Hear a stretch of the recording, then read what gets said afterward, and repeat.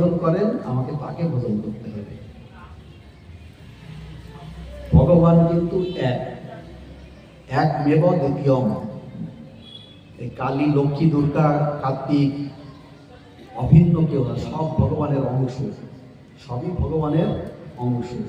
ভগবানের অনন্ত নাম, ভগবানের অনন্ত রূপ, ভগবানের অনন্ত নাম এবং অনন্ত রূপ। ওই রূপের মধ্য থেকে একটা রূপকে আমাকে বেছে নিতে হবে। সেই রূপটা হচ্ছে শ্রী গুরুদেব, যাকে যে রূপটা আমাকে দিয়েছেন, ওই রূপটাকে নিয়েই আমাকে সর্বক্ষণ তার ধ্যান, তার জপ, তার ভজন সর্বক্ষণ করতে হবে। তাহলে কি হবে? স্থাবর জঙ্গম না দেখি সর্বত্র দেব স্ফূর্তি, যাহা যাহা নেত্র পড়ে